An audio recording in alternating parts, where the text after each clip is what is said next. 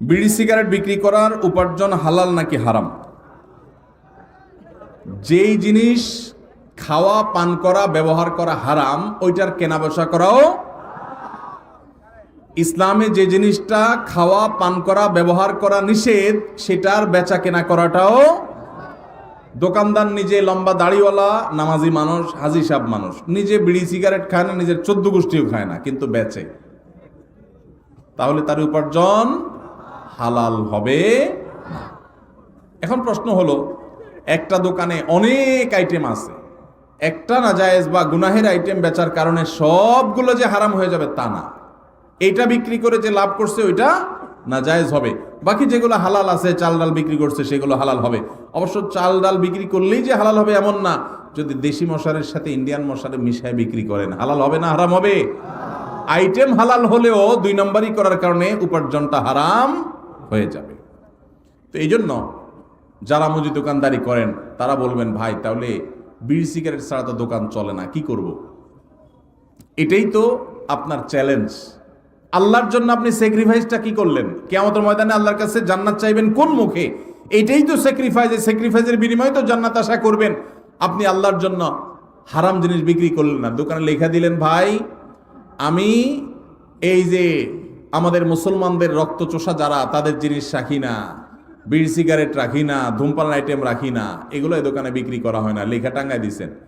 এতে কিছু বিড়িখোর, সিগারেটখোর, গাঞ্জাখোর কাস্টমার কমবে, এতে আপনার টাকা ক্যাশে একটু কম আসবে। ওই টাকা যদি আসতো ওইটা এমনিই বরকত নষ্ট করে দিত। ওই বেবরকতি গাঞ্জাখোর আর বিড়িখোর, সিগারেটখোরের টাকা না আসলে আপনার আল্লাহ তাআলা না খাওয়ায় মারবে না ইনশাআল্লাহ। এর জন্য হিম্মত দরকার হয়, হিম্মত। কিছু কেনাবেচা কম হোক, কিছু কাস্টমার কম আসুক, আমি একটু কম খাবো, আমার ইনকাম একটু কম হবে, বিনিময়ে আমি জান্নাত পাবো ইনশাআল্লাহ। মনের শান্তি থাকবে যে আমি ক্যান্সারের আইটেম বিক্রি করে একটা মানুষকে সর্বশান্ত করার দায়ে আমি দায়ী হলাম না। দোকানদার ভাই যত সিগারেট বিক্রি করলেন, এই সিগারেটগুলো যারা কিনছে, খাইছে, এর মধ্যে বহু লোক ক্যান্সারে আক্রান্ত হয়ে গেছে। বাংলাদেশে ক্যান্সারের যে রেশিও, ঘরে ঘরে ক্যান্সারের রোগী, এবং ক্যান্সারের সবচেয়ে বড় কারণ, যেই কারণে সবচেয়ে বেশি সংখ্যক মানুষ ক্যান্সারে আক্রান্ত হয়, সেটা হলো ধূমপান। এই ধূমপান আইটেম আপনি বিক্রি করছেন, নিজে খান নাই, যে খাইছে, খাইতে খাইতে একসময় ক্যান্সার হয়েছে, জমি জমা সব বিক্রি করে সর্বশান্ত হয়ে বাচ্চাদের ইতিম করে চলে গেছে। আপনি আল্লাহর কাঠগড়ার আসামি, কারণ তার ক্যান্সার হওয়ার পিছনে আপনারও ভূমিকা আছে। আপনি বলবেন, ভাই আমি না বেচলে কি হবে? কেউ না কেউ তো বিক্রি করবেই। এর উত্তর হইল, একজন মানুষ তার হয়তোবা সে কোনো কারণে কারোর খুনের শিকার হবে, আপনি নিশ্চিত হয়ে গেছে, তখন আপনি চিন্তা করলেন, সে যেহেতু খুনের শিকার হবেই, কেউ তারে খুন করবে অন্যায়ভাবে, তাহলে আমিই করি। এই কাজটা করবেন কোনোদিন আপনি? সে আনা মানুষ তো, এটা তো আপনি বুঝেন 16 আনা, যে আমি না মারলে কি হবে, আরেকজন তো মারবেই, তাহলে আমিই মারি, এই কাম তো আপনি করেন না। তাহলে এই লোকটা অন্য কারোর কাছ থেকে বিড়ি সিগারেট কিনে খায়া ক্যান্সার হয়ে মরবে, সন্তানদের অসহায় করে রেখে যাবে, সর্বশান্ত হয়ে যাবে। এর জন্য কেউ বিক্রি করে করুক, আমি করব না। সে দায়ী হয় হোক, আমি দায়ী হব না। আল্লাহ তাআলা আমাদেরকে বোঝার তৌফিক দান।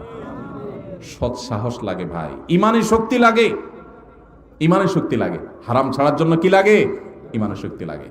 আল্লাহ আমাদেরকে সেই ইমানের শক্তি দান করুন। ইমানের শক্তি থাকলে ইনকামটা একটু কম হবে, বাসা থেকে একটু খোঁচাখুচি শুনতে হবে। বউ বলবে, তোমার লগের দোকানদার বিল্ডিং একটার পর একটা তুলতেছে, তালার পরে তালা তুলতেছে, কি দোকানদারি করো তুমি, ভাতের টাকা জোগাড় করতে পারো না। এগুলো কিন্তু শোনা লাগবে, মাথায় যেন থাকে, এগুলোর জবাব দিতে হবে। স্ত্রীকে সেজন্য বোঝাতে হবে, আমরা কি জান্নাতে যাব না জাহান্নামে যাব, আগে সে সিদ্ধান্ত নিতে হবে। যদি জান্নাতে যেতে চাই তাহলে আমরা এটা করব না।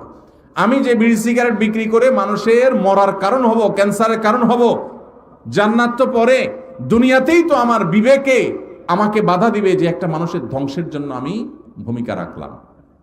তাহলে এই হারাম জিনিস ছাড়বো তো ইনশাআল্লাহ। আল্লাহ আমাদেরকে তৌফিক দান করুন।